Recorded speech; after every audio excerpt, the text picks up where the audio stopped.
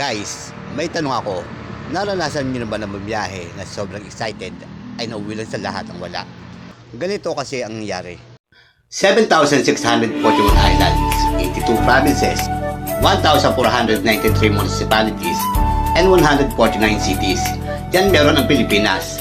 But aside from these numbers, you know that Philippines has a lot to offer when it comes to beautiful tourist destinations like Puerto Princesa Underground River, that among the 7 wonders of nature, the perfect shape of Mayong volcano in Albay, and the unique geological formation over 1,200 cone shape in province of Bohol, and the white sand beach of Boracay.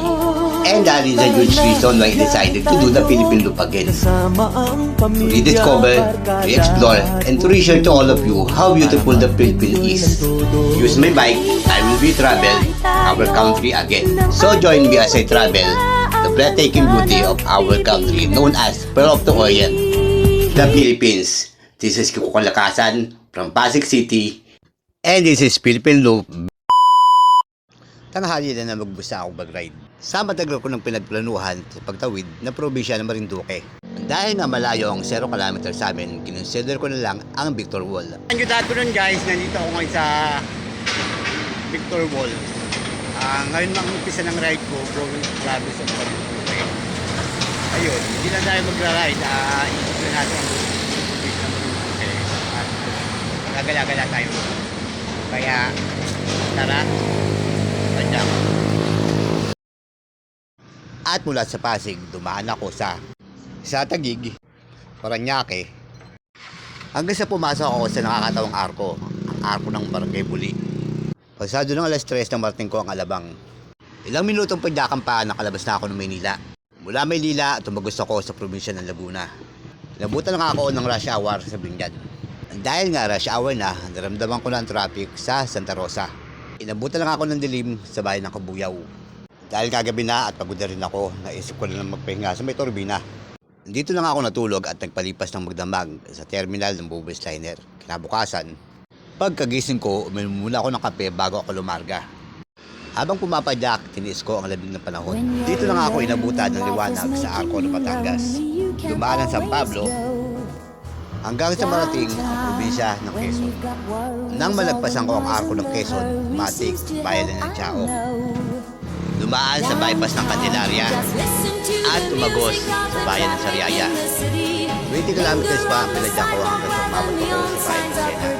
Isa na siguro ito sa pinakamagandang kapitolyo na nakita ko. Kasi may lugar din para sa mga bata at mga yan, good afternoon guys, and nandito ako ngayon sa may Lucena City. Malapit na ako sa Pidalahican at sakay na ako ng Roro, patawid ng probinsya ng Marinduque, yun. Ito na nga ni! Malapit na nga ni! Forget all your troubles, forget all your cares, so go downtown. Things will be great when you're downtown. No finer place for sure downtown. Everything's waiting for you. At di nga nagtagal, narating ko na ang Arco ng Dalahican kung saan ako tatawid na papunta ng probinsya ng Marinduque. Guys, hindi tayo sinuwerte. Gawa ng cancel daw ang biyahe ngayon dahil may video.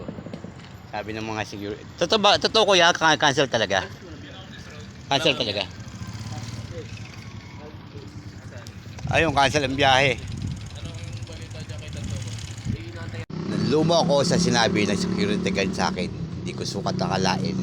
Nasa hinaba-haba ng pinadya ko na 130 kilometers na uwi lang sa lahat ang wala.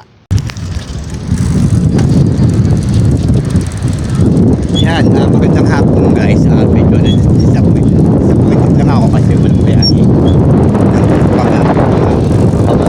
Dahil nga doon may daw na paparating. Sabi ng mga security guys. Ilang security guard na lang pagtanong ako. Actually kahit ako business personally, gusto ko lang parating mga Marinduque. Hindi rin destination. Hindi. Gusto ko talaga mapuntahan yung lugar na yun. Kaso nga lang, may mga bagay lang talaga na minsan talaga hindi natin naasahan. At para nga magkaroon ako ng assurance, tinanong ko pa. Kaya totoo walang biyahe? Walang biyahe, Marinduque. Wala po. Mga ilang araw po ba, mga ilang araw po cancel? Hindi ko po alam kung ilan. Wala naman po binibigay na din ng bagyo. Ilang araw yan. Masakit mang isipin na hindi ko mararating ang probinsya ng Marinduque ngayon, pero okay na rin yun.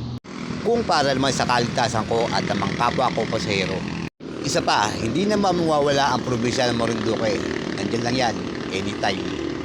Kaya siguro tinaguri ang Heart of the Philippines ang probinsya ng Marinduque kasi hindi lang siya hugis puso dahil may damdamin siya para sa kapakanan ng mga pasahero na gustong dumalo sa kanya para ligtas na masilayan ang ganda ng kanyang probinsya. Magandang hapon, ako si Kiko na nag-iiwan ng Katagang. Gumala ka hanggang may hininga.